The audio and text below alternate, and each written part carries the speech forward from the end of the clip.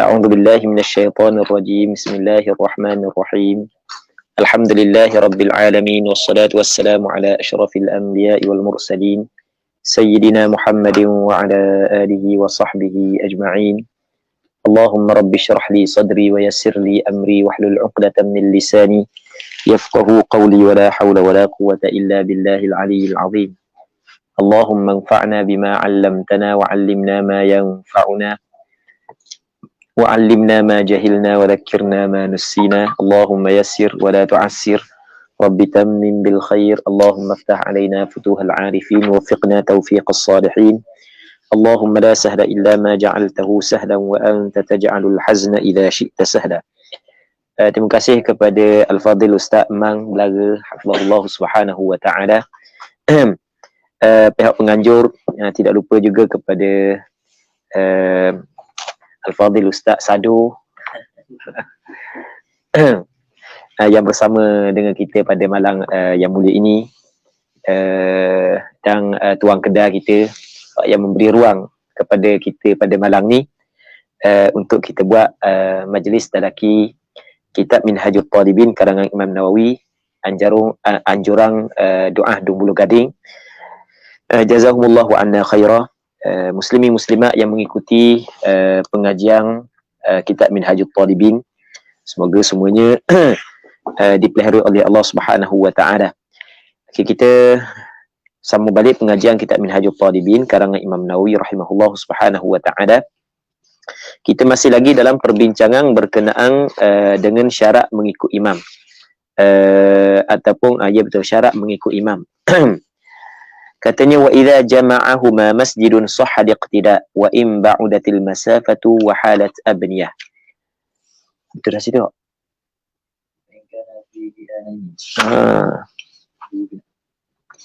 Kejap mana ya. Bawa sikit tulisannya. Okey. Katanya, fa in kana fi bina'ain ka sahnin wa suffatin aw baitin فطريقان أصحهما إن كان بناء المأموم يمينا أو شمالا وجب اتصال صف من أحد البنائين بالآخر. Kita masih sekarang ni masih dalam perbincangan berkenaan dengan syarat sah mengikut imam. Apabila kita sembahyang berjamaah, dia perkataan jamaah ni adalah berhimpun imam dan makmum pada satu tempat. Jadi kalaulah makmum berada pada tempat yang lain, imam berada pada tempat yang lain, maka tidak dinamakan sebagai berjamaah. Maka disyaratkan mesti berhimpun makmum dan imam pada satu tempat. Okey. Kalau tidak berhimpun pada satu tempat, maka tidak sah. Sebab tidak dinamakan berjamaah. Okey, ini mengikut pandangan mazhab Imam Syafi'i. Katanya, fa in kana fi bina'ain, maka jika adalah kana kembali kepada imam dan makmum, fi bina'ain, berada dalam dua binaan. Maksudnya binaan imam lain daripada binaan makmum. Jadi apabila binaan imam lain daripada binaan makmum, jadi imam dan makmum dia tidak berhimpun pada satu tempat. Apabila tidak berhimpun ataupun tidak berhimpun pada satu tempat, maka masalah sembahyang berjemaah dia bermasalah. Dia nak contoh dulu, lagu manakah dua bina? Kasahnin, seperti sahan. Dia sahan, kalau kita nak faham sahan gini. Kalau kita berhati rumah orang Arab dia rumah, tapi lepas tu tengah dia ada ruang. Itu dipanggil sahan. Kita kata halaman. Jadi rumah dia, rumah keliling tu, lepas tu tengah dia ada ruang yang tak ada atap. Itu dipanggil sahan. Baik, okey, contoh sahan. Wasufah, sufah ni serambi lah. Kita di sana ada benda sahabat Rasulullah yang dikatakan sebagai ahlus sufah. Sahabat Rasulullah yang duduk di serambi masjid Nabi sallallahu alaihi wasallam. Au baitin, ataupun rumah. Maka ketika itu fatariqan, maka ada dua tariq. Dalam mazhab Imam Syafi'i ada dua tariq. Maksudnya dua tariq. Jadi ulama yang meriwayatkan permasalahan ni ada dua. Ada dua golongan. Itu maksudnya dua tariq. Asahhuhuma, yang paling sahih daripada dua tariq ini adalah begini, yang paling sahih. Tapi yang paling sahih di sini mengikut apa yang ditarjih oleh Imam Rafi'i. Nanti kita akan tengok apa hak yang ditarjih oleh Imam Nawawi bahawasanya tariq yang kedua adalah hak yang lebih sahih. Nanti kita tengok dulu apa hak yang ditarjih oleh Imam Rafi'i. Okey, Imam Rafi'i dia kena tengok gini. Ni yang bawa kesimpulan lah sikit. Baru kita baca supaya mudah. Imam Rafi'i dia tengok makmum saat ni tu duduk belakang imam ke ataupun duduk tepi imam sebelah kanan sebelah kiri. Sekarang ni gini. Makmum duduk dalam satu bangunan, tok imam dalam satu bangunan yang lain. Jadi apabila makmum dengan tok imam duduk dalam dua bangunan yang berbeza, jadi dia tidak berhimpun pada satu tempat. Apabila tidak berhimpun satu tempat, sedangkan berjamaah adalah sembahyang yang berhimpun makmum dan imam pada satu tempat, jadi keadaan itu bermasalah.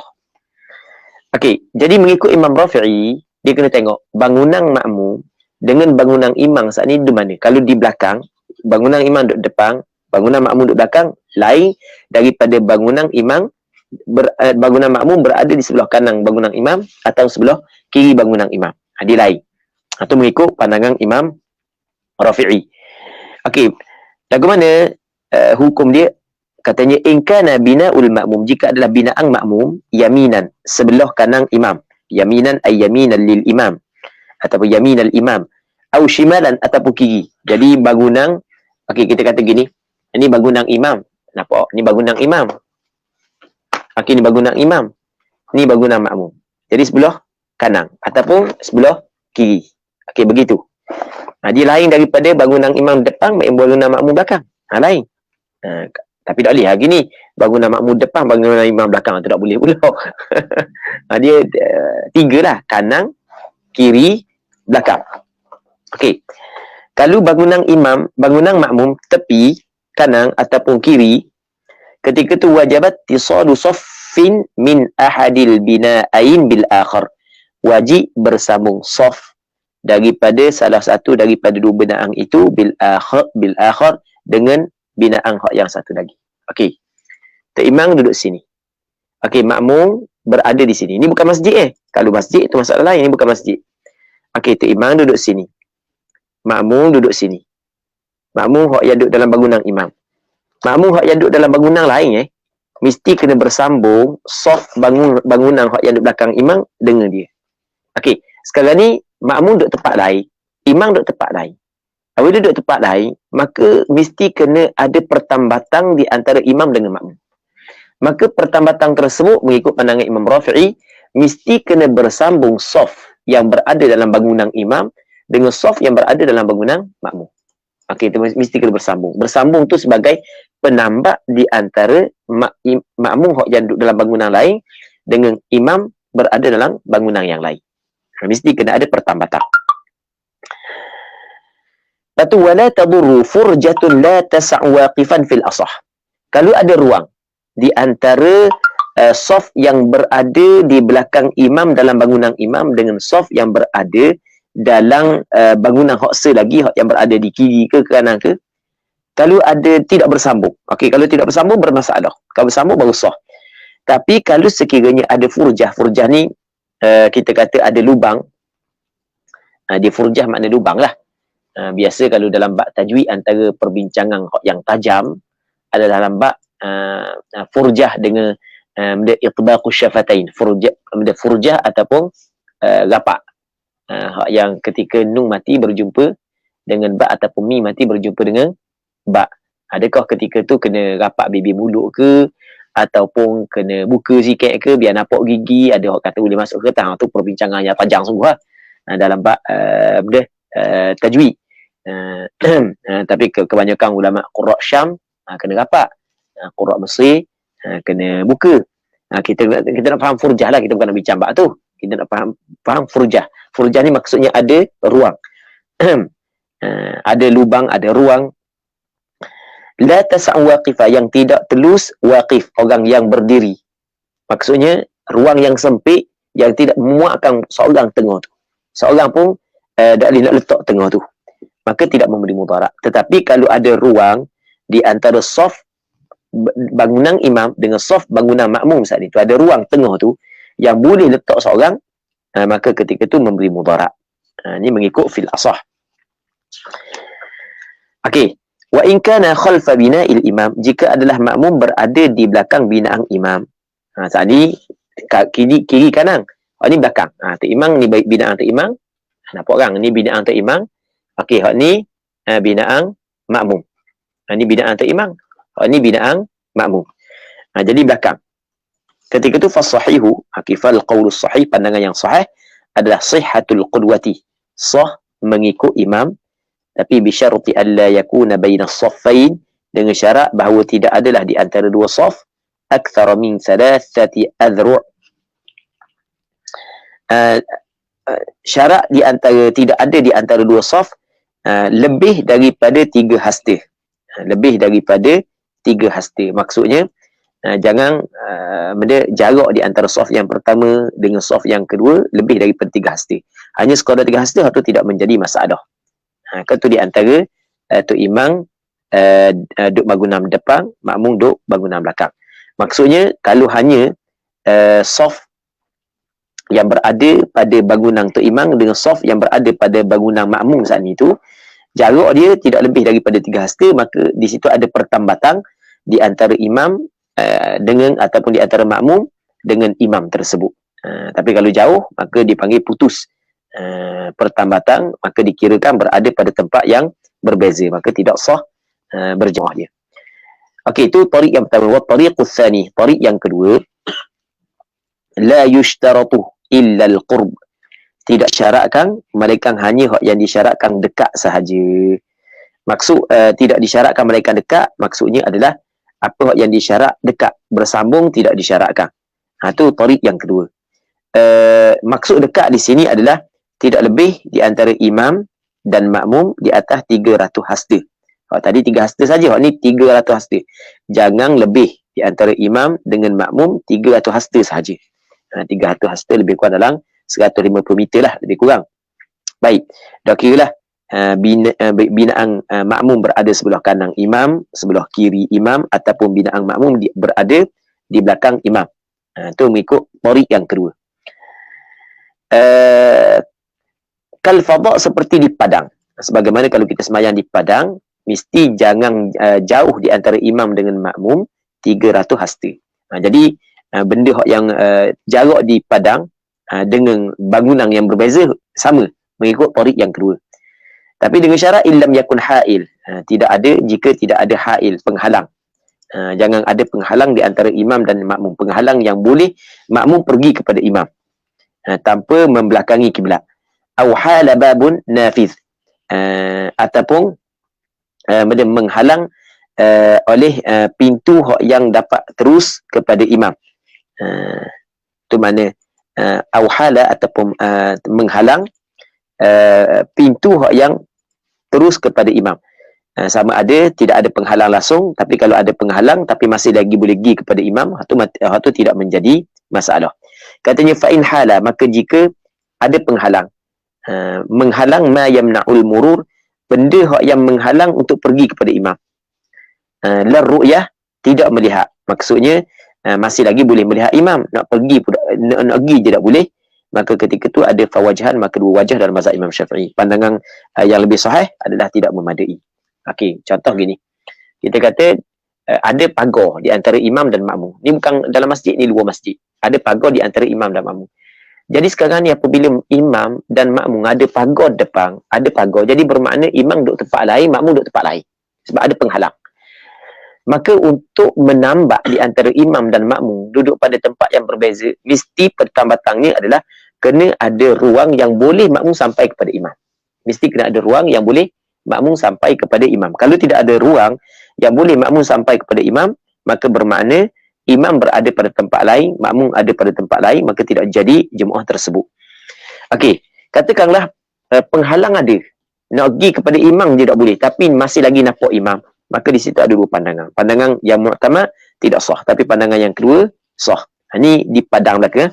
Dalam masjid hukum dia lain. Dalam masjid ada dinding ke, ada apa ke, itu tak ada masalah. Yang penting ada pintu yang boleh sampai kepada imam walaupun membelakangi kiblat. Baik. Au jidar, ataupun ada dinding.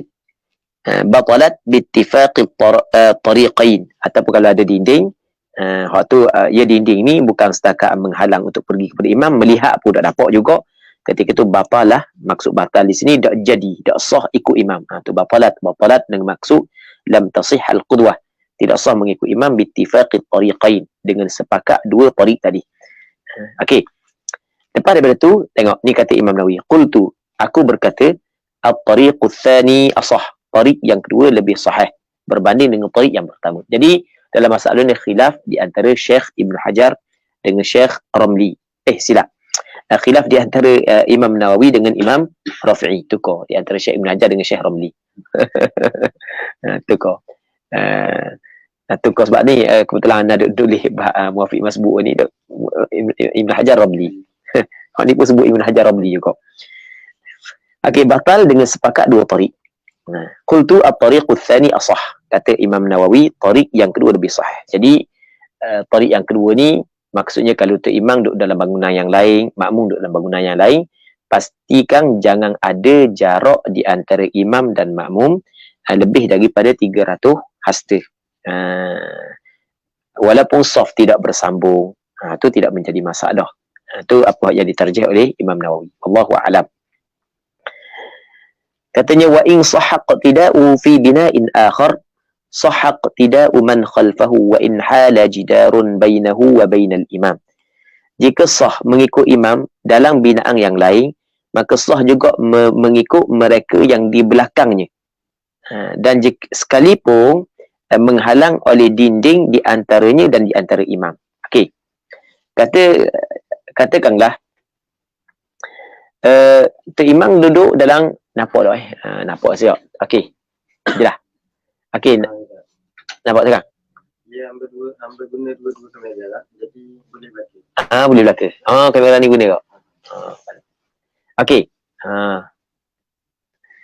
Ni benda cara baru Okey. Gini. Katakanlah ni bangunan imam, ni bangunan makmum. Okey, kita buat gini lah mudah nampak. Okey. Ni bangunan imam, ni bangunan makmum. Jadi makmum hak yang duduk bangunan ni, makmum hak yang duduk bangunan ni, ketika sah dia mengikut imam dengan dalam bangunan ni, maka ada makmum hak yang di belakang dia, hak yang ikut tu imam tu. Cuma jadikan dia sebagai maksudnya sebagai mubaligh. Jadikan dia sebagai mubaligh, maka hak ni sah walaupun ada dinding di antara hak ni dengan imam. Dia kadang-kadang gini, kita nak faham ada dinding. Dia kalulah bukan masjid, mengikut mazhab Imam Syafi'i, kalau bukan masjid, tu imam duduk sini, makmum duduk sini, dia mesti kena ada pintu yang boleh sampai kepada imam, yang mana pintu tu mesti kena depan makmum. Maksudnya kalau makmum nak pergi straight kepada imam, boleh tanpa perlu berpaling daripada kiblat. Okey, ni mengikut mazhab Imam Syafi'i begitu. Okey, ketika makmum aduk depan muka pintu ni, okey, jadi dia boleh gilah kepada imam. Makmum yang belakang dia ni duduk sini. Jadi bermakna ada dinding di antara dia dengan imam. Tapi dijadikan hak ni sebagai mubalik. Maka memada. Sebab itulah kena ada seorang yang berdiri di hadapan pintu tersebut untuk menjadi pertambatan dia dengan imam, yang menyebabkan hak yang belakang dia walaupun ada dinding di hadapan dia sah. Sebab hak belakang dia, hak yang duduk sini ke duduk tepi ni, ada dinding sini. Jadi nak pergi kepada imam mesti kena pusing kok lain apa semua sekali kan. Maksudnya tidak boleh pergi straight, mesti kena belok ke sana, belok ke sini. Maka ketika tu hak ni sah juga. Tu maksud dia. Katanya wa in sahha iqtida'uhu fi bina'in akhar sahha iqtida'u man khalfahu wa in hala jidarun bainahu wa bainal imam. Jika sah mengikutnya pada binaan yang lain, sah juga mengikut mereka yang di belakangnya. Sekalipun hal maksudnya menghalang oleh dinding di antaranya wa bainal imam dan di antara imam. Okey, habis. Walau waqafa fi 'uluwin wa imamuhu fi suflin aw 'aksi syurita muhadhatu ba'dhi badanihi ba'dha badani. Ni mengikut tariq yang pertama tadi. Ni mengikut tariq yang pertama. Tariq yang pertama tadi, tapi tidak mengikut tariq yang kedua. Tapi hak ni bukanlah pandangan yang ditarjih oleh Imam Nawawi, sebab Imam Nawawi tarjih tariq yang kedua. Hak ni tariq yang pertama tadi. Kan ni? Sekiranya berdirilah ia imam fi 'uluwin pada tempat tinggi. Sekiranya berdirilah makmum pada tempat tinggi, wa imamuhu dan imamnya fi suflin pada tempat rendah. Maksudnya dua tingkat. Dalam rumah 2 tingkat, bukan masjid. Kalau masjid tak ada 10 tingkat pun tak ada masalah. Ni bukan masjid. Okey, jadi tingkat atas tempat dia lain, tingkat bawah tempat dia lain. Jadi kalau tu imam duduk tingkat atas, makmum duduk tingkat bawah, ataupun makmum duduk tingkat bawah, tu imam duduk tingkat atas, mesti kena syurita muhadzatu ba'di badanihi ba'da badani. Disyaratkan bertentangan sebahagian badannya, sebahagian daripada badan makmum akan sebahagian daripada badan imam. Mesti kena bertentangan, mesti kena duduk dekat dengan tu imam. Okey, kena dekat. Lepas tu tidak boleh jauh. Kan kalau kita tadi kan, kalau tu imam duduk bangunan ni, makmum duduk bangunan ni, mesti kena bersambung soft ni dengan soft ni. Dia tak boleh renggang sikit. Okey, kalau gini, atas bawah, dia tak boleh tinggi sangat benda ni. Kalau tinggi sangat, tu imam duduk tingkat bawah kali, makmum duduk tingkat pak, tu tak boleh. Sebab banyak penghalang dia. Kalau boleh, makmum dengan imam saat ni tu duduk bertentangan, lepas tu dekat di antara makmum dengan imam. Supaya ia menjadi penghubung di antara makmum dengan imam. Tapi mesti kena tahu, pergerakan imam tu mesti dah kena tahu. Baik, ni mengikut tarik yang pertama. Tapi ini bukan tarik yang diterjih oleh Imam Nawawi. Terjih Imam Nawawi dak kira. Yang penting jangan jarak di antara imam dan makmum lebih daripada 300 hasta. Okey. Itu maksud dia. Katanya walau waqafa fi mawat, dan jika sekiranya berdirilah ia kembali kepada makmum fi mawat. Pada mawat ni maksudnya pada di asal mawat ni tanah yang terbiar, yang tidak dimiliki oleh siapa-siapa. Tu pada asalnya gitu mawat. Mawat ni kita kata tanah kerajaan lagi lah, tanah kakak kita tanah kerajaan. Kita tidak dimiliki oleh siapa-siapa. Tu dipanggil mawat. Di kita dalam bab fiqh kita ada dipanggil ihyaul mawat. Dalam bab menghidupkan ataupun kita hidupkan tanah-tanah yang terbiar, yang tak ada tuang. Kita retah tanah tersebut kan. Sekiranya seorang tu berdiri, makmum tu berdiri pada mawat, pada tanah yang kata saat ni itulah, wa imamuhu fi masjid, dan imamnya dalam masjid. Ni masjid. Tu imam duduk dalam masjid, makmum duduk tanah. Bukan tanah milik dia, tanah bukan tanah wakaf, bukan tanah milik dia. Dia duduk di tanah tu. Fa illam yahul syai'un fasyartu taqarrub. Jika tidak menghalang sesuatu, maka syarat mesti kena dekat. Mu'tabiran min akhiril masjid, ataupun mu'tabaran min akhiril masjid, dikirakan daripada penghujung masjid.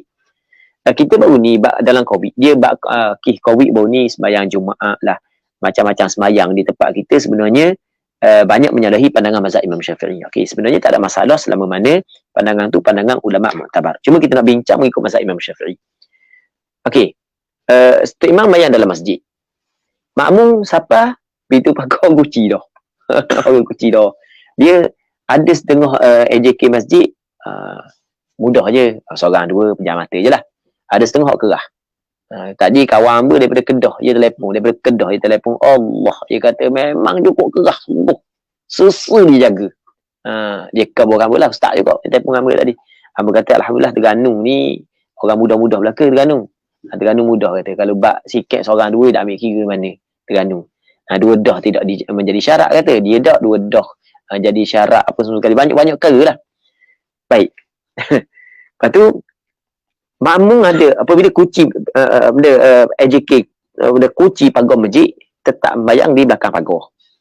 Tetap sembahyang di belakang. Ini masalah dia. Ini hukum dia yang disebut dalam fiqh mazhab Imam Syafi'i. Tu imam duduk dalam masjid, makmum duduk tanah. Boleh ke tak? Mengikut mazhab Imam Syafi'i sah. Tapi dengan dua syarat. Syarat yang pertama mesti taqarrub. Taqarrub ni mesti dekat di antara imam dengan makmum. Dekat ni maksudnya jangan lebih daripada 300 hasta. Tapi perkiraan mu'tabarnya, iktibarnya adalah pada penghujung masjid. Ni penghujung masjid dengan makmum. Bukan daripada imam. Ni penghujung masjid dengan makmum. Melainkan kalau makmum melimpah keluar dari masjid yang soft, maka baru kira hujung soft. Kalau tak ada makmum yang melimpah keluar daripada masjid, kena kira hujung masjid. Daripada hujung masjid kepada makmum saat itu, kalau kurang daripada 300 hasta, sah. Kalau lebih daripada 300 hasta, tidak sah. Cuma bukan kita nak bincang dapat ada fadilat berjemaah. Kita bukan nak bincang tu. Kita nak bincang sah ataupun tidak. Dia nak dapat fadilat berjemaah, kita tidak boleh jauh daripada imam. Itu syarat yang pertama. Syarat yang kedua, mesti tidak ada penghalang.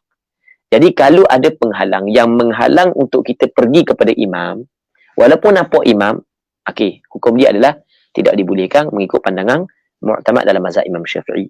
Jadi kalau orang tu sembahyang di luar pagar, sembahyang di luar pagar, itu pagar kunci, memang tak nak pergi kepada imam, walaupun dekat di antara dia dengan imam, maka tidak sah mengikut kaedah mazhab Imam Syafi'i. Maka sebab itulah yang paling comelnya, dia balik lah. Tu paling comel. Dan memang sebenarnya kalau pihak polis pun suruh balik je. Suruh balik je. Memang balik lah. Tapi ni tak ada dah. Bak tu. Mereka setengah negeri lagi lah. Kita tergantung Alhamdulillah lah. Awal. Buka awal. Kuliah pun awal. Dan banyak lagi. Maksudnya di setengah-setengah negeri ada lagi yang tidak mula kuliah. Kelantan tak lagi. Kelantan tak lagi. Terengganu lama dah. Terengganu hebat apa. Baik. Mu'tabaran min akhir masjid, dikira daripada penghujung masjid. Okey, wa qila min akhir saf. Kata qil daripada penghujung saf, bukan penghujung masjid. Tengok saf dalam masjid mana akhir sekali. Tapi pandangan tu bukan pandangan mu'tamad. Yang mu'tamad kira min akhir masjid. Katanya wa in hala jidarun aw fihi babun mughlaq mana'. Kalau sekiranya menghalang oleh jidar di antara imam dan makmum, ataupun ada padanya pintu tapi pintu mughlaq, ditutup, dia mesti pintu terbuka. Kalau ada dinding, tak ada pintu langsung, ataupun ada pintu tapi pintu tertutup, mana? Maksud mana? Menghalanglah perkara tersebut mengikut imam. Sebab tidak berhubung, tidak bersambung di antara makmum dengan imam, sedangkan makmum berada pada satu tempat, tu imam ada pada satu tempat yang lain. Ketika tu imam duduk tempat yang lain, makmum duduk tempat yang lain, mesti kena bersambung. Apabila tidak ada persambungan, maka tidak sah ikut tersebut. Wa kadzal babul mardudu wasyubbaku fil asah. Sama juga pintu yang tertutup. Saat ni mughlaq ni dikunci. Babun mughlaq maksudnya kunci. Hak ni pintu yang ditutup, dan syubbak. Syubbak ni tikak. Tikak memang ada. Tikak ni ni bukan tikak duk atas latar, orang nak masuk ke tikak. Baik. Qultu, berkata oleh aku, kata Imam Nawawi, yukrahu irtifa'ul ma'mum ala imamihi wa aksuh. Makruh tinggi makmum di atas imamnya dan sebaliknya. Melainkan ketika diperlukan. Contoh ahli jemaah ramai, tidak dapat menanggung bahagian satu tikak, maka kita buka tikak yang kedua, tikak yang ketiga. Itu tidak menjadi masalah. Illa lihajah, melainkan kerana ada hajat fa yustahab. Kan ada masjid 2 tikak, 3 tikak. Pada asalnya mesti kena duduk pada tingkat yang sama imam dan makmum. Itu hak yang dilakukan oleh Rasulullah. Cuma kalaulah ketika ada hajat, keperluan, maka ketika tu tidak menjadi masalah tu imam duduk tinggi ke, makmum duduk tinggi ke, itu tak ada masalah. Sebab tu dia kata fa yustahab, maka disunat. Disunat tinggi imam daripada makmum ataupun makmum daripada imam. Katanya wala yaqumu hatta yafrughal muadzinu minal iqamah. Tidak berdirilah ia makmum sehingga selesai muadzin daripada iqamah. Dia dalam bab kita duduk dalam saf. Lepas tu Bilal qamat sebelum daripada tu imam sembahyang. Sampai mana sunat kita berdiri? Di sini ada khilaf di kalangan ulama fiqh. Kalau mengikut mazhab Imam Syafi'i, sunat kita berdiri setelah imam muadzin ataupun Bilal selesai qamat. Sampai ke Allahu Akbar, la ilaha illallah, baru sunat kita berdiri. Baik. Sebab dia sunat kita berdiri ketika tu, kerana mazhab Imam Syafi'i dia melihat yang pertama bahawasanya belum lagi masuk waktu sembahyang, melainkan setelah daripada Bilal selesai qamat. Bila selesai qamat baru masuk waktu sembahyang. Maka apabila masuk waktu sembahyang, barulah sunat berdiri. Melainkan, dia ada melainkan kalau sekiranya makmum duk berterabur. Duk terabur kali. Jadi kalau lepas daripada Tok Bilal qamat baru berdiri, 5 minit pula baru boleh sembahyang. Duk susung hak tu, susung hak ni, mu tolak aku. Pergi yang serpang. Makmum kata, mu pergi serpang. Duk main gitu lah. Ketika tu, kena bangun awal lah. Baik. Wala yabtadi'u naflan ba'da syuru'ihi fiha. Dan tidak memulalah ia. Maksudnya tidak sunat dia memulakan sembahyang sunat selepas daripada syuru'ihi. Syuru' masuk kembali kepada al-muqim. orang yang melakukan iqamah fiha fil iqamah. Jadi kalau untuk bila qamat dah, dah sunat dah, kita mula sembahyang sunat. Itu maksud la yabtadi. Tidak sunat kita mula sembahyang sunat.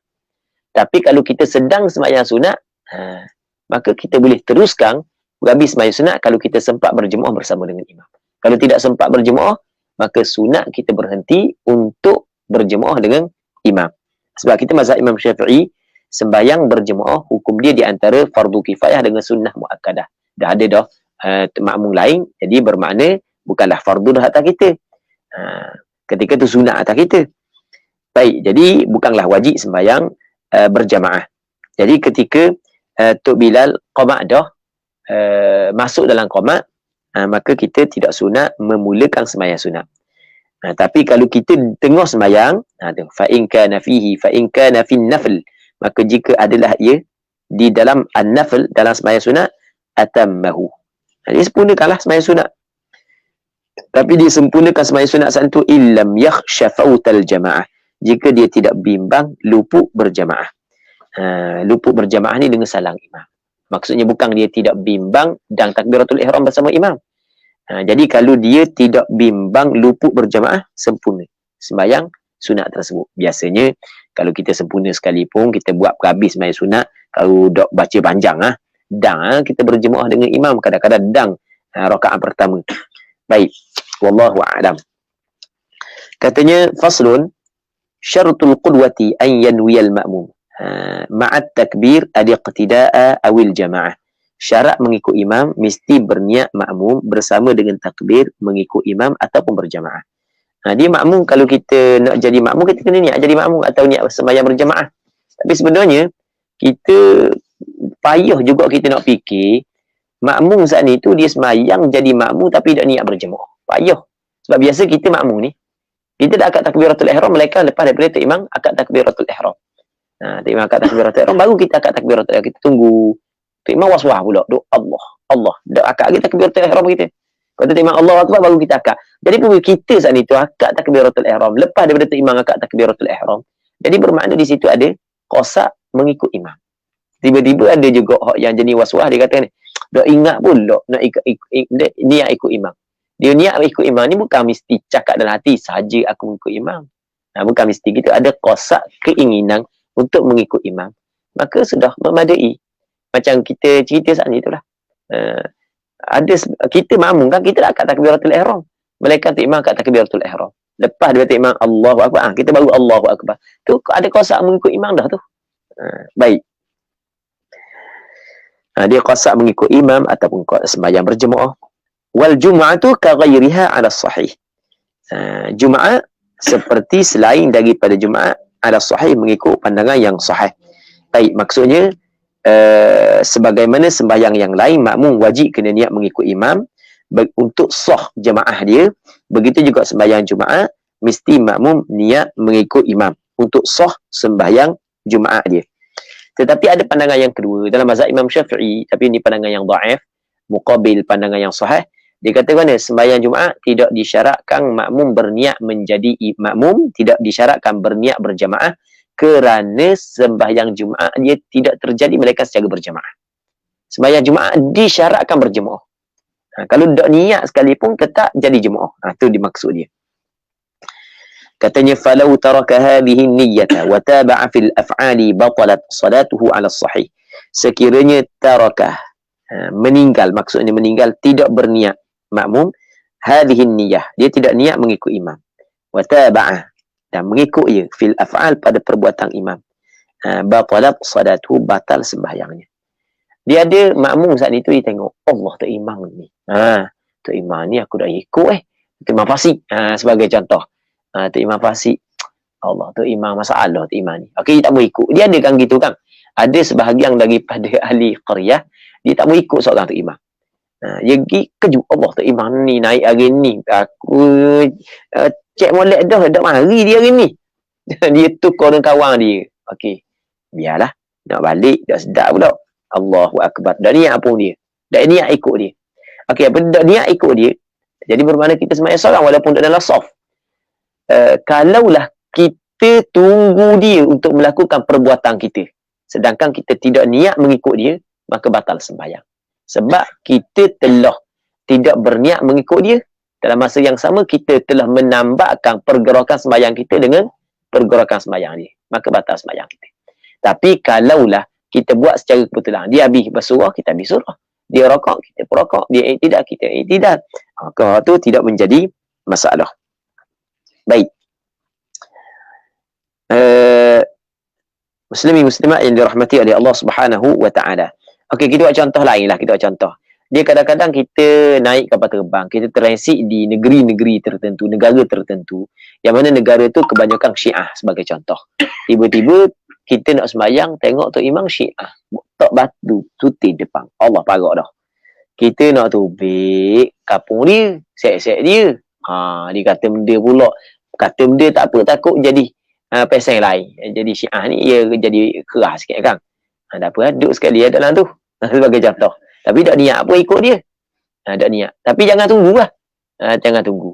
Maksudnya jangan kita saat itu habis dah baca, kita tunggu. Nak rakaat, sebelum nak rakaat kita tunggu dia rakaat dulu. Itu tak boleh. Tapi secara kebetulan waktu tak ada masalah.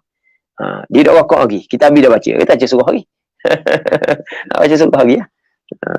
Pernah anak cerita tu, anak contoh Syiah tu pernah. Anak transit di mana dulu anak ingat. Tiba-tiba tu imamnya Syiah tak setara. Cuma kita tak semayang, tak ikut lah. Kita buat semayang suku lah. Kalau ditanya kita kebor, kita jamuk-jamuk. Kita ingat demo semayang tamang tu. Kita tak boleh semayang ikut demo. Kita buat jamuk kosor. Baik. Wala yajibu ta'yinul imam. Tidak wajib menentukan imam. Ta'yin ni maksudnya menentukan imam. Saja aku ikut mamak. Saja aku ikut dodoh. Tak mesti gitu. Saja aku saja ikut imam ni. Tak apalah. Dah ta'yin pun. Dah kenal imam pun tak apa. Siapa imam? Tak tahu orang mana tahu. Kalau kapuan tak apa. Yang penting kita niat ikut dia. Tak wajib ta'yin. Tapi fa'in ayyanahu wa akhta'ah batalat sadatu. Kata dah wajib ta'yin imam. Tiba-tiba dia mentakyinkan kau imam. Tiba-tiba tersalah. Batas sembahyang dia. Aku mengikut mamak. Lepas beri salam. Sa'id jadi tu imam. Batas. Sebab dia telah mengikatkan sembahyang dia dengan orang lain. Tiba-tiba dia ikut orang lain. Tak boleh ya? Baik. Wala yushtaratu lil imami niyatul imamah. Tidak disyaratkan bagi imam niat menjadi imam. Pada asalnya imam tidak syarat niat menjadi imam. Cuma kalau tu imam nak dapat pahala berjemaah, dia mesti niat menjadi imam. Cuma dalam beberapa sembahyang wajib tu imam niat jadi imam. Antaranya sembahyang Jumaat wajib niat jadi imam. Antaranya sembahyang sembahyang jamak takdim kerana hujan. Sebab kerana sembahyang jamak takdim kerana hujan disyaratkan buat secara berjamaah. Sama juga sembahyang yang dinazar untuk buat secara berjamaah. Yang ketiga, yang keempatnya sembahyang yang diulangkan. Sebab kena buat secara berjamaah. Kalau jadi imam, yang niat kena jadi imam. Kata watustahab dan disunat niyatul imamah. Fa in akhta'a fi ta'yini tabi'ihi lam yadur. Maka jika tersalah imam pada menentukan orang yang mengikutnya, tidak memberi mudarat. Tu imam, saja aku jadi imam kepada dalah. Tiba-tiba tengoklah mamak jadi tu imam. Saja aku jadi imam kepada dalah. Tiba-tiba tengoklah mamak jadi makmum. Maka tak ada masalah. Sebab tu imam bukanlah wajib niat jadi imam. Katanya wa tasihhu qudwatul muaddi bil qadhi. Sah ikut orang yang melakukan sembahyang tunai bil qadhi dengan orang yang melakukan sembahyang qada. Makmum sembahyang tunai, tu imam sembahyang qada sah. Begitu juga sebaliknya. Wal muftaridi bil mutanaffil. Dan sembahyang fardu dengan sembahyang sunat. Tu imam sembahyang makmum sembahyang fardu, tu imam sembahyang sunat sah. Dalilnya hadis Mu'adz bin Jabal. Yang mana Mu'adz bin Jabal dia sembahyang Isyak bersama dengan Rasulullah, lepas tu dia balik kampung, dia sembahyang pula sekali lagi jadi imam kepada orang kampung dia. Sembahyang yang kedua sunat, orang kampung dia sembahyang fardu. Wa fi dhuhri bil asri. Pada zuhur dengan asar. Maksudnya sah mengikut zuhur dengan asar. Tu makmum zuhur, tu imam asar. Wa bil ukus. Ukus jamak daripada aks. Dan dengan sebalik. Tadi ikut orang sembahyang tunai dengan sembahyang qada. Orang qada ikut sembahyang tunai. Itu sebalik. Orang sembahyang fardu ikut sembahyang sunat, orang sembahyang sunat ikut sembahyang fardu. Boleh. Orang zuhur sembahyang asar ikut zuhur. Boleh. Itu makna wabil ukus. Wa kadza dhuhru bis subhi wal maghrib. Sama juga zuhur dengan subuh. Boleh makmum sembahyang zuhur, tu imam sembahyang subuh, wal maghrib makmum sembahyang zuhur, tu imam sembahyang maghrib. Wa huwa, dan iaitu makmum yang sembahyang zuhur, tu imam sembahyang subuh ataupun imam sembahyang maghrib, kal masbuk, seperti makmum masbuk. Lepas daripada tu imam bagi salam, dia kena tambah lagi. ولا تضر متابعة الإمام في القنوت والجلوس الأخير في المغرب. Dan tidak memberi mudaratlah mengikut imam pada kunut. Dah kan subuh kan ada kunut kan, makmum zuhur, jadi makmum tak ada kunut, tak apa, makmum baca kunut lah sebab dia ikut imam, tidak memberi mudarat pun. Dan duduk akhir pada maghrib, kan tu imam rakaat yang ketiga duduk tahiyat akhir dah, makmum duduk tahiyat akhir juga sebab ikut imam, tidak memberi mudarat. Tapi walahu firaquhu idza ishtaghala bihima, tapi harus bagi makmum bercerai dengan imam apabila imam saat itu istighal, sibuk dengan keduanya, dengan kunut dan duduk tahiyat akhir. Tu imam baca kunut, makmum pun cerai daripada imam dengan niat. Begitu juga tu imam duduk tasyahud akhir, makmum cerai terus bangun kepada rakaat yang keempat. Baik. Wa yajuzu subhu khalf adh-dhuhr fil adhar. Dan harus sembahyang subuh di belakang sembahyang zuhur. Tu imam sembahyang zuhur, makmum sembahyang subuh. Boleh. Lepas tu dah kang subuh 2 rakaat, tu imam 4 rakaat. Cara dia gini, fa idza qama lis-salitsah, apabila bangkitlah imam kepada rakaat yang ketiga, fa in syaa, jika makmum kehendak, faraqahu, niat mufaraqah makmum dengan imam. Lepas tu wasallam, dia memberi salam. Niat mufaraqah hidup tasyahud akhir, bagi salam. Wa in syaa, dan jika berkehendaklah makmum, intadharahu, dia menanti imam dalam tasyahud dia. Lepas tu liyusallima ma'hu, supaya memberi salam bersama imam. Lama 2 rakaat. Imam selesai baru turun tasyahud bersama dengan makmum. Qultu, berkata oleh aku Imam Nawawi, intidharuhu afdal. Menanti imam lebih afdal berbanding daripada bercerai. Wallahu a'lam. Okey. Wa in amkanahu al-qunutu fi tsaniyati qanat wa illa tarakah. Dan jika boleh makmum saat itu kunut pada rakaat yang kedua, qanat. Kalau mungkin akan dia oleh kunut pada rakaat yang kedua, baca kunut. Wa illa tarakah. Jadi kan makmum sembahyang subuh, tu imam sembahyang zuhur. Jadi tu imam tak baca kunut. Makmum boleh baca kunut, dia baca lah. Itu maksudnya qanat. Wa illa tarakah. Kalau tidak sedang nak baca kunut, tu imam laju sangat yang tidak, maka dia baca kunut. Tinggallah kunut. Sebab tu imam tak baca kunut. Lepas tu walahu firaqu, dan harus bagi makmum bercerai dengan imam, liyaqnut, untuk membaca kunut. Fa in ikhtalafa fi'luhuma, walaupun berbeza perbuatan keduanya. Kamaktubatin, seperti sembahyang fardu, wa kusuf, dan sembahyang gerhana, au janazat, bukan, walahu firaqu liyaqnut, harus bagi makmum bercerai dengan imam untuk baca kunut. Okey, habis itu. Fa in ikhtalafa fi'luhuma, jika berbeza perbuatan keduanya, makmum dan imam, sembahyang makmum lain daripada sembahyang imam. Contoh kamaktubatin wa kusuf, seperti sembahyang fardu dan sembahyang gerhana. Sebab sembahyang gerhana ni dia ada 2 kali rakaat, 2 kali qiyam dalam 1 rakaat. Sembahyang fardu 1 rakaat, 1 qiyam je dalam 1 rakaat. Jadi tiba-tiba makmum sembahyang fardu biasa, tu imam sembahyang gerhana.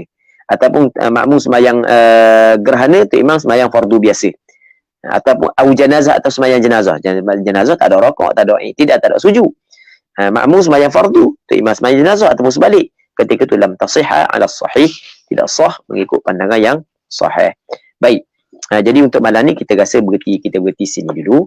Kita tengok kepada soalan pula kalau sekiranya ada. Wallahu subhanahu wa ta'ala a'la wa a'lam.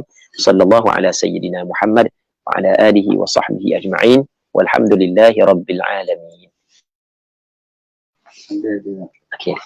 Soalan dia ambil baca lah. Ya, boleh. Soalan ni ramai mana? Oh, ramai. Alhamdulillah. Soalan dia, Assalamualaikum Ustaz. Daripada Ahmad Hakim, Ustaz Hakim. Ustaz Hakim. Assalamualaikum Ustaz. Pada abang dah ni jumpa.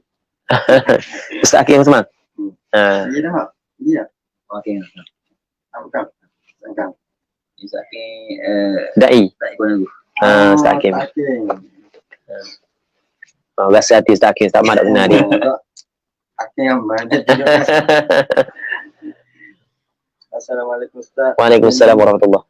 Bagaimana imam berada di dalam Kaabah dan tutup pintu serta makmum berada di luar Kaabah?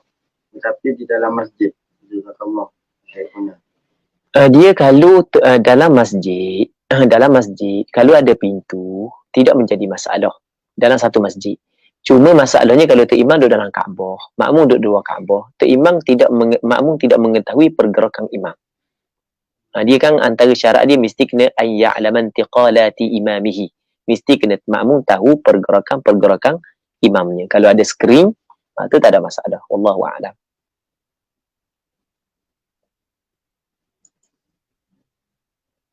Ada soalan. Ada Muhammad. Ada soalan Pak Dan sikit Ustaz. Maaf lagi tajuk. Ada hamba Allah ni sembelih ayam. Tapi sampai sekarang tak mati lagi. Jadi nak buat lagu mana? Dan apa hukumnya? Tapi ada sambungan sikit ni Ustaz. Untuk soalan ayam dia sembelih tu, orang merah dah butuh. Tapi dia tak mati. Jadi ayam tersebut ana ada WhatsApp pada Ustaz. Ya gini. Dia sembelih, dia ada urat-urat yang perlu diputuskan. Apabila urat tu diputuskan, maka sah dah sembelih. Cuma kena tunggu ayam tu mampulah. Kalau ayam tu tak mampu, nak buat warna lagi kan. Okey, dia biasanya tak mampu ni sebab dia ada urat subak. Dia ada saluran darah subak. Kalau tak mampu, biasa itik serati apa. Lembu pun sama kak. Lembu kalau kita meleh, dia hok lambat mampu tu sebab ada saluran subak. Jadi kalau orang pandang, dia kat saluran tu je sikit untuk keluar darah. Cuma kena tengok molek je lah. Tengok molek. Nanti anda tengok balik video tu lagu mana. Kadang-kadang takut kita kata putus, rupanya tak putus sekarang. Takut tak putus. Kalau masih putus belaka dah tubik darah, hidup lagi, jing gitu barangkali. Biasa gitulah kan. Ngusik lah gitu. Wallahu a'lam. Soalan Abdul Rahim Yusuf Al-Fatani. Ya. Assalamualaikum Ustaz. Waalaikumsalam. Saya Wah Huzaifah dari Pusat Bandar. Hafizahullah. Nak tanya pasal samak pakaian kena najis muwallazah. Okey, first basuhan dengan air tanam. Lepas tu saya bilang sampai tanah semua hilang. Lagi baki 6 basuhan tu saya masuk dalam mesin basuh. Lagi baki 6 basuhan tu saya masuk dalam mesin basuh je. Baju tu saja tanpa letak sabun. Kisah ke basuhan tu dan macam mana keadaan mesin basuh saya. Perlu untuk saya samak semula ke? Okey, dia kata dia baju dia kena najis mughallazah. Maka mengikut mazhab Imam Syafi'i, najis mughallazah kena basuh sebanyak 7 kali basuhan. Salah satu daripada 7 kali basuhan tersebut dengan air tanah. Cuma kita kena faham, salah satu dengan air tanah ni maksudnya mesti kena ada air tanah sekali. Tapi kalau sekiranya dia buat air tanah sebanyak 7 kali. Yang mana air tanah yang 7 kali itu semuanya air mutlak, maka sebenarnya hukum dia tidak menjadi masalah. Sah je. Maksudnya dalam 7 kali itu mesti kena air tanah. Lepas tu yang bukan mesti kita kata kalau buat 7 kali air tanah, tak boleh. Mesti kena 6 kali air mutlak. Dah sebenarnya air tanah tu air mutlak. Air mutlak boleh juga lah, tak ada masalah lah. Cuma dalam 7 kali air mutlak tu kena ada air tanah. Kalau air tanah belaka pun tak ada masalah. Okey. Tapi daripada soalan yang dia bawah ni, kali pertama dia basuh air tanah. Lepas tu dia pun basuh air untuk menghilangkan tanah. Betul tak ayat kita kan? Okey. Jadi sebenarnya dia basuh untuk menghilangkan tanah tu kira kali kedua, kali ketiga, kali keempat dah tu. Kalau sebanyak 6 kali lepas daripada tu untuk menghilangkan tanah saat itu, dia cukup dah 7 kali. Okey, jelas kan? Jadi apabila cukup dah 7 kali, dia masuk dalam mesin basuh dalam keadaan kain tu suci. Okey, jelas kan? Okey. Faham dah kan? Dia kata untuk basuhan pertama tu dia basuh dengan tanah. Lepas tu saya bilang tanah semula hilang. Lepas tu dia basuh tau. Tanah tu hilang. Tanah hilang tu kira basuh apa kali tanah hilang tu? Dia tak khabar. Lagi baki 6 basuhan tu, dia masuk dalam mesin basuh. Dia gini, dia kata baki 6 basuhan. Fahamlah dah yang soalan dia. Cuma mengikut perbuatan dia saat itu, dia tidak berbaki 6 dah.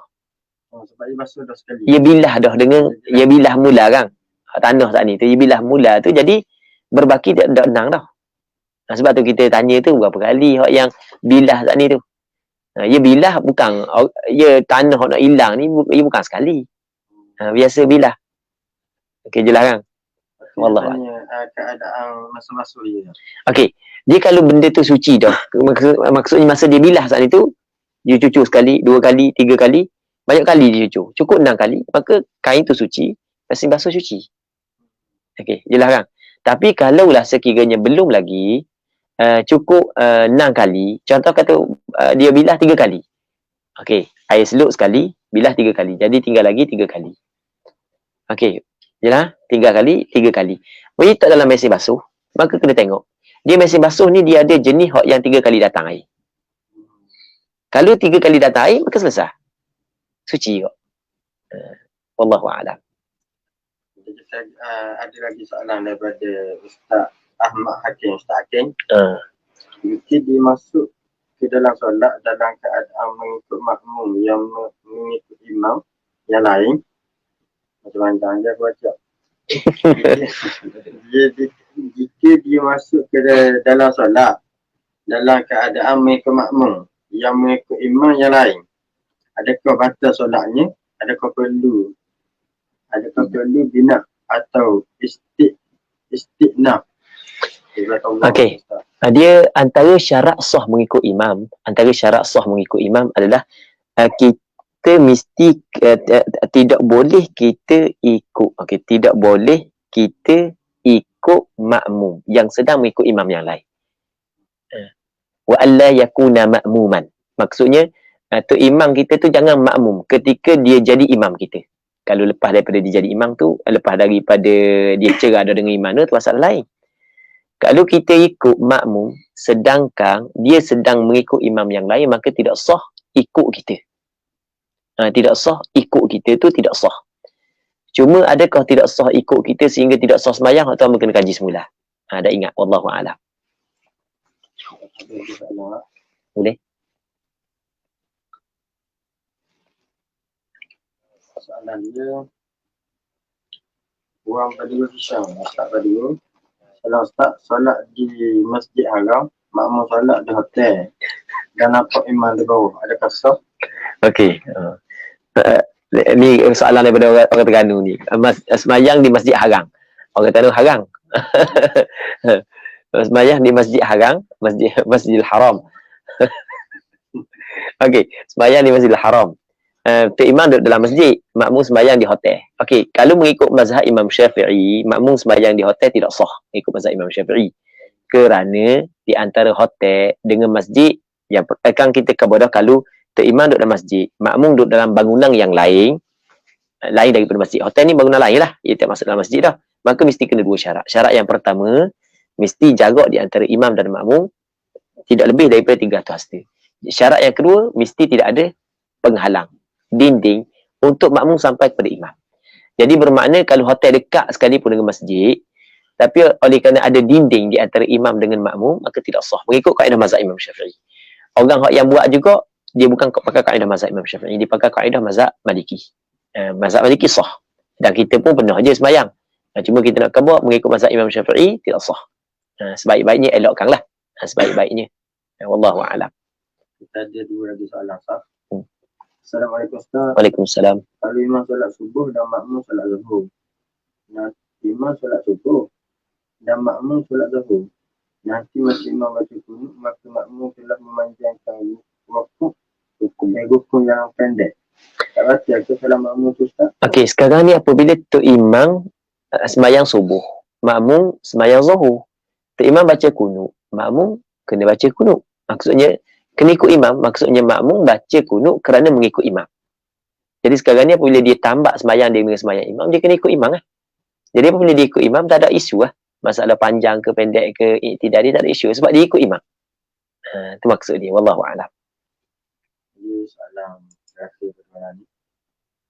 Maaf Ustaz nak tanya, Mbak Nabi Muallazah tadi tu, Ketua Ibrahim. Saya basuh dengan air tanah sekali, lepas tu saya dah kira beberapa kali, hanya alihkan bawah air hujan gitu je. Oh alah, tu je soalan. Maaf Ustaz nak tanya, Mbak Najmul Lazah tadi tu, saya basuh dengan air tanah sekali. Lepas tu saya dah kira beberapa kali, hanya Lepas tu saya dok kira beberapa kali. Hanya alirkan bawah air hujan je. Gitu je. Dia sepatutnya dia kena kira berapa kali sebab dalam hadis Rasul kata tuhuru ina'i ahadikum idza walagha fihi al-kalbu an yaghsilaha 7 marrat. Bersihnya bekah salah seorang daripada kamu apabila dijilat oleh anjing kena basuh sebanyak 7 kali. Bila Rasul sebut 7, maka kita kena basuh 7. Sebab itulah ulama bincang dalam kitab fiqh, kalau kita syok aku rasa 6 ke 7, kena ke 7 kita ambil 6, tambah lagi. Jadi maksudnya apabila syarak menetapkan bilangan, maka kita kena kira bilangan tersebut. Kalau kita tak tahu berapa kali kita basuh, maka kita kena ambil yang yakin. Kalau yakin 5, maka kena tambah lagi 2. Jadi kena kira lah. Cuma kalau hak lepas ada, dah hamba dah tahu apa. Lepas dah biarlah. Hak lepas dah biarlah. Hak lepas dah. Hak akan datang, kena buat molek. Dah apa hak lepas dah biar? Okey, ginilah. Hak lepas dah dia ada pandangan. Dalam mazhab Hanafi kata cukup 3 kali. Dan ada pandangan hak yang mengatakan kalau anjing, kalau babi ni cukup basuh sekali. Lepas tu jilatan anjing je yang perlu kena basuh sebanyak 3 kali ataupun 7 kali. Kalau mazhab Hanafi yang wajib 3 kali sahaja. Jadi maksudnya masih lagi ada pandangan-pandangan yang mengatakan boleh lah. Cuma bukanlah hamba nak berfatwa dengan pandangan tersebut. Dah bagi hak yang lepas dah untuk mengelak daripada kesusahan dia. Okey, selesai hak lepas dah. Cuma hak akan datang kena kira balik. Kalau nak kekal di atas pandangan mazhab Imam Syafi'i, lelah dia. Gitu. Susah pula. Wallahu a'lam. Ada lagi soalan? Tanya, biasa tanya mau. Kita buka sendiri. Ada soalan? Ada. Nak guna air pula. Gitu. Sudah tak sangat anak-anak yang Ada saja. Maaf, bolehkah kita guna saran anak untuk tayammum? Okey, kita tengok sarang anak-anak tu mending. Kalau kita sarang anak-anak tu adalah tanah. Maka boleh lah. Sarang anak tanah ke bukan tanah. Sekarang ni Allah Ta'ala kabur dalam Quran, walam tajidu ma'an fatayammamu sa'idan tayyiba. Kalau tak ada air, maka mungkin tayammum dengan tanah yang bersih. Jadi tengok, kalau sarang anak-anak tu tanah, maka boleh kita tayammum. Kalau sarang anak-anak tu bukan tanah, boleh tayammum. Berasa sarang anak-anak tanah kan, dia ambil daripada tanah untuk buat sarang dia. Cuma dia guna air liur dia, tu tak ada masalah lah. Dia dah suci je, dia dah najis. Boleh lah guna.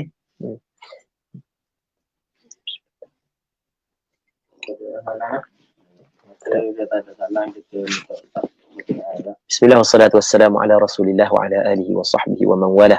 اللهم فقهنا في الدين وعلمنا التأويل اللهم فقهنا في الدين وعلمنا التأويل اللهم فقهنا في الدين وعلمنا التأويل اللهم انفعنا بما علمتنا وعلمنا ما ينفعنا وعلمنا ما جهلنا وذكرنا ما نسينا اللهم بارك لنا في أعمالنا بارك لنا في أوقاتنا بارك لنا في كل شيء أعطيتنا اللهم اجعل جمعنا هذا جمعا مرحوما وتفرقنا من بعده تفرقا معصوما اللهم أنزل الرحمة علينا وعلى أهل بيتنا خصوصا على أهل هذا البيت على أهل هذه الدكان وعلى جميع المسلمين والمسلمات برحمتك يا أرحم الراحمين صلى الله على سيدنا محمد وعلى آله وصحبه أجمعين والحمد لله رب العالمين.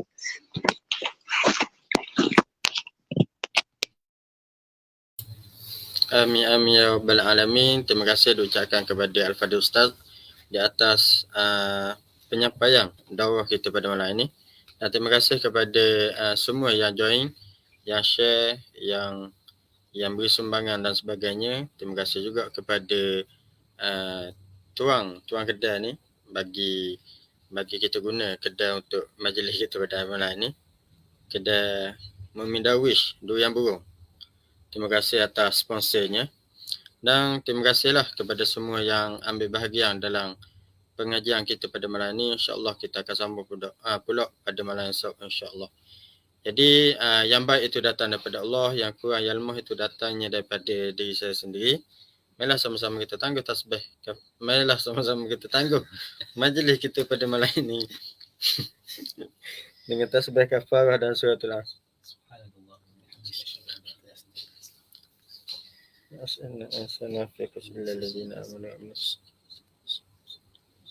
Assalamualaikum warahmatullahi wabarakatuh.